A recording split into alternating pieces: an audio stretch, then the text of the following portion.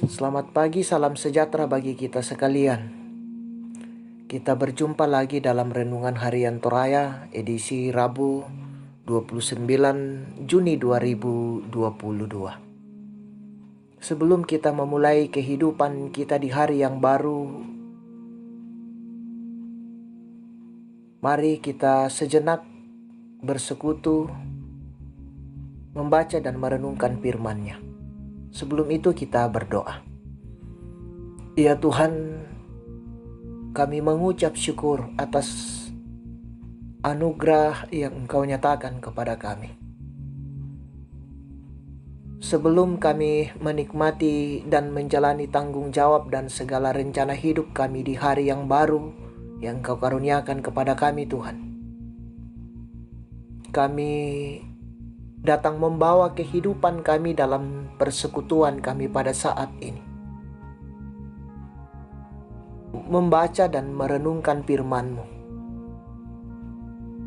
Biarlah kuasa Roh Kudus-Mu Tuhan menuntun kami untuk dapat memahami firman-Mu ini dan menjadikannya sebagai penuntun di dalam menjalani kehidupan karunia Tuhan. Bersabdalah kepada kami Tuhan, kami siap mendengarkan firman-Mu.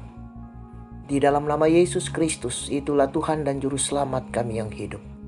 Amin. Saudara-saudara, bacaan firman Tuhan pada pagi ini dari 2 Raja-Raja 4 ayat 1 sampai dengan 7. Ayat 2 saya akan bacakan. Firman Tuhan berbunyi, jawab Elisa kepadanya, apakah yang dapat kuperbuat bagimu? Beritahukanlah kepadaku apa yang kau punya di rumah. Berkatalah perempuan itu, hambamu ini tidak punya sesuatu apapun di rumah kecuali sebuah buli-buli berisi minyak. Amin. Diberi tema iman dalam kesulitan. Iman dalam kesulitan. Saudara-saudara yang sama-sama dikasih oleh Tuhan, sikap seseorang dalam menghadapi problem atau masalah hidup berbeda-beda. Ada yang semakin kuat dalam hubungannya dengan Tuhan, tekun berdoa, rajin bersekutu. Tetapi tidak jarang pula kita menjumpai orang yang menjadi kecewa, bersungut-sungut, meragukan Tuhan, bahkan menolak Tuhan. Nah, saudara-saudara yang sama-sama dikasih oleh Tuhan, kisah seorang janda dari bacaan ini memberi suatu dorongan dan motivasi yang luar biasa dalam kehidupan beriman kita. Kisah bahwa suami si janda yang sudah meninggal ini adalah seorang nabi, dan janda ini adalah orang yang takut akan Tuhan. Si janda bersama anaknya sangat mengalami kesulitan hidup sehingga ia harus menghutang sana-sini.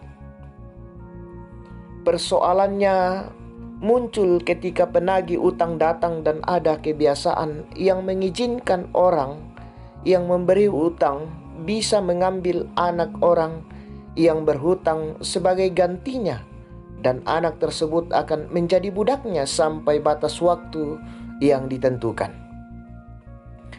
Apa yang dilakukan perempuan janda itu? Perempuan itu pergi menyampaikan masalahnya kepada Nabi Elisa.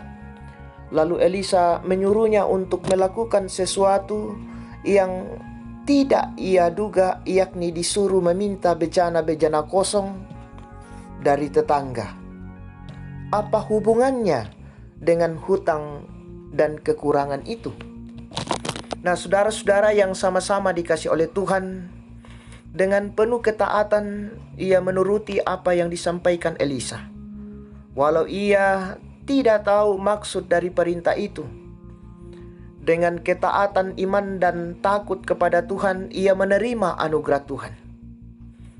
Sesuatu yang tinggal sedikit dimiliki menjadi melimpah dan mampu melunasi hutang dan menghidupi keluarganya. Jangan khawatir dalam menjalani kesulitan. Berusahalah dalam keyakinan iman. Tuhan akan memberi jalan keluar, bahkan memberi lebih dari yang kita inginkan. Terpuji nama Tuhan. Amin. Mari kita berdoa. Ya Tuhan, kami sungguh menikmati kehidupan yang Engkau karuniakan kepada kami.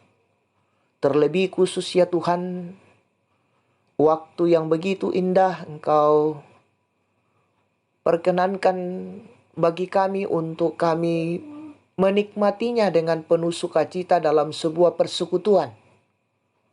Bahkan Tuhan, firman-Mu telah kami dengarkan pada saat ini. Ajarlah kami Tuhan untuk senantiasa dimampukan untuk dapat bertahan dalam kehidupan ini sekalipun kami diperhadapkan dengan berbagai kesulitan dan tantangan pergumulan dalam kehidupan kami. Allah Bapa di dalam sorga, di tengah-tengah karunia hidup yang Engkau nyatakan kepada kami Tuhan, kami akan menjalankan kehidupan ini dalam tanggung jawab dan rencana hidup kami Tuhan.